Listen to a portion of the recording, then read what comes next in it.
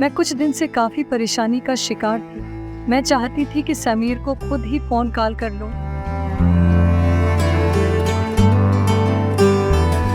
मेरा दिल मुझसे कह रहा था कि समीर को कॉल कर लूं, मगर क्या वो मुझे पहचान भी पाएगा या नहीं?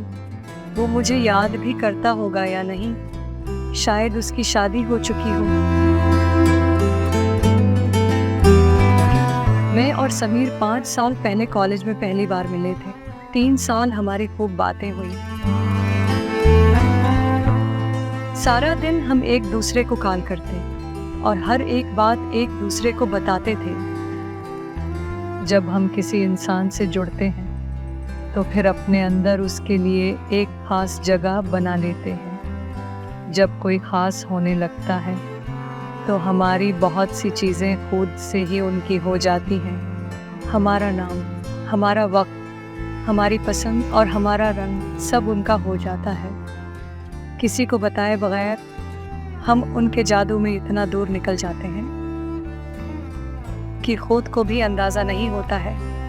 हम ये भूल जाते हैं कि अगर यहाँ से वापस जाना पड़ा तो वापसी का सफ़र करना अज़ियतनाक होगा। और फिर ऐसे में अगर कोई शख्स अचानक पाँव के नीचे से ज़मीन खींच ले तो फिर पीछे कुछ नहीं रह जाता है। ऐसा लगता है कि जैसे हमारी ज़िंदगी ख़त्म हो चुकी है। मेरे साथ भी कुछ ऐसा ही हुआ। समीर और मेरा साथ कुछ 3 साल का ही रह सका। वो जुलाई की गर्म दोपहर थी। जब कॉलेज से वापस घर आई, मैं घर पहुंचकर लगातार इस सोच में गिरफ्तार थी कि समीर काफ़ी दिन से कॉलेज क्यों नहीं आ रहा।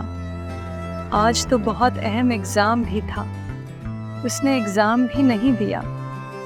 ऐसा तो पहले कभी भी नहीं हुआ।